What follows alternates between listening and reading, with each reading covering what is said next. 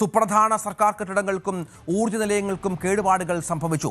കുവൈറ്റിലെ വിവിധ മന്ത്രാലയങ്ങൾ പ്രവർത്തിക്കുന്ന മിനിസ്ട്രി കോംപ്ലക്സ് ലക്ഷ്യമിട്ടായിരുന്നു ആക്രമണം. ഇതിൽ കെട്ടിടത്തിന് കാര്യമായ നാശനഷ്ടങ്ങൾ സംഭവിച്ചു. 2 പ്രധാന വൈദ്യുതി ജലവിതരണ കേന്ദ്രങ്ങളുടെ പ്രവർത്തനം തടസ്സപ്പെട്ടു. ബഹ്റിനിലെ പ്രമുഖ ഇന്ധന കമ്പനിയായ ബാബ്കോയ്ക്ക് നേരെയും ആക്രമണമുണ്ടായി. അങ്ങനെ നിരവധിയായ ആക്രമണങ്ങൾ ഇപ്പോൾ ബഹ്റിനിലും കുവൈറ്റിലും മറ്റുമായി ഇറാൻ നടത്തുന്ന പശ്ചാത്തലം ഏറെ നിർണായകമായി മാറുകയാണ്. വിനോദ്, ഗൾഫ് രാജ്യങ്ങളെ ടാർഗറ്റ് ചെയ്യുകയാണ്, മിസൈലുകളും ഡ്രോണുകളും ഉപയോഗിക്കുന്നു. വലിയ പ്രതിസന്ധി ബഹ്റിനും കുവൈറ്റും ദുബായും അടക്കമുള്ള GCC രാജ്യങ്ങളിൽ സംഭവിക്കുകയാണ്. GCC ഇനി എന്താകും എന്ന് വലിയ ചോദ്യം ഉയർത്തുന്ന തരത്തിലാണ് കാര്യങ്ങളുടെ പോക്ക്. അതായത് യുദ്ധം അവസാനിച്ചാൽ പോലും ഈ പ്രതിസന്ധി അവസാനിക്കുമെന്ന് തോന്നുന്നില്ല. കാരണം ഇപ്പോൾ ഏറ്റവും പ്രധാനപ്പെട്ട കാര്യം, ഇറാനിലെ ആണവ കേന്ദ്രത്തിലേക്ക് കഴിഞ്ഞ ദിവസം ഇസ്രായേൽ അമേരിക്ക സഖ്യസേന നടത്തിയ ആക്രമണം. അവിടെ ചെറിയ തോതിൽ പ്രശ്നമുണ്ട്, അല്ലെങ്കിൽ ആണവ വികിരണം ചെറിയ തോതിലുണ്ട്, എന്നാൽ അങ്ങനെ അപകടകരമായ രീതിയിലില്ല എന്ന തരത്തിലൊക്കെയുള്ള റിപ്പോർട്ടുകൾ വന്നിരുന്നു.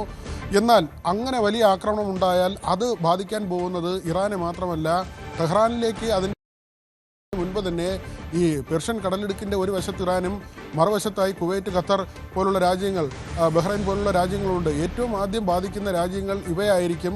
അമേരിക്കയ്ക്ക് സൈനിക താവളം നൽകിയിട്ടുള്ള രാജ്യങ്ങളാണ്, അമേരിക്കയുമായി സഖ്യമുള്ള രാജ്യങ്ങളാണ്. പക്ഷേ ഈ ആണവ ചോർച്ച ഉണ്ടായാൽ ഏതെങ്കിലും ഒരു വശത്തേക്ക് മാത്രമായിരിക്കില്ല ഈ വികിരണം ഉണ്ടാകുക, അത് ആ പ്രദേശത്താകെ ബാധിക്കുന്ന നിലയുണ്ടാകും. അങ്ങനെയാണെങ്കിൽ വലിയ ഭീഷണി നിലനിൽക്കുന്നുണ്ട്. കാരണം ഈ ആകാശ മാർഗം നോക്കുമ്പോൾ ഈ ആണവ നിലയം സ്ഥിതി ചെയ്യുന്ന പ്രദേശത്ത് നിന്ന് വളരെ അകലെയല്ലാതെയാണ് ഈ രാജ്യങ്ങൾ സ്ഥിതി ചെയ്യുന്നത്.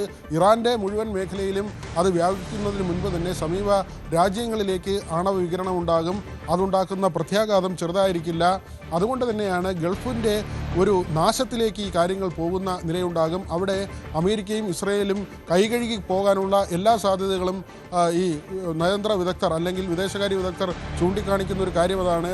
യുദ്ധം ഒരുപക്ഷെ ആത്യന്തികമായി കെടുതി ഉണ്ടാക്കാൻ പോകുന്നത് പശ്ചിമേഷ്യയിലാണ്, അവിടുത്തെ രാജ്യങ്ങൾക്കാണ്. അവിടെ സുന്നി ഷിയ തർക്കങ്ങളൊക്കെ പറഞ്ഞാൽ പോലും ഈ രാജ്യങ്ങൾ പരസ്പരം ഇല്ലാതാകുന്ന നിലയിലേക്ക് ഈ യുദ്ധം കാര്യങ്ങളെ കൊണ്ടുചെന്ന് എത്തിക്കുമെന്ന വലിയ ആശങ്ക നിലനിൽക്കുന്നുണ്ട്. അവിടെയാണ് ഇന്ത്യക്കാർക്കും കേരളീയർക്കുമൊക്കെ ആശങ്ക ഉണ്ടാക്കുന്ന കാര്യങ്ങൾ. നമ്മുടെ ധാരാളം ജനങ്ങൾ, നമ്മുടെ ഒരുപാട് ആളുകൾ അവിടെ കഴിയുന്നുണ്ട്, ജോലിയെടുക്കുന്നുണ്ട്, പല ആവശ്യങ്ങളുമായി അവിടെ എത്തുന്ന ആളുകളുണ്ട്. അവരെയൊക്കെ തന്നെ ബാധിക്കുന്ന നിലയിലേക്ക് ഈ രാജ്യങ്ങളുടെ സാമ്പത്തിക തകർച്ചയും അല്ലെങ്കിൽ ദീർഘകാലാടിസ്ഥാനത്തിൽ ഈ രാജ്യങ്ങൾക്കുണ്ടാകുന്ന കെട്ടിടങ്ങൾക്കും മറ്റും ഉണ്ടാകുന്ന കേടുപാടുകളൊക്കെ അവരുടെ സാമ്പത്തിക നട്ടലിനെ തകർക്കുന്ന നിലയിലേക്ക് മാറും.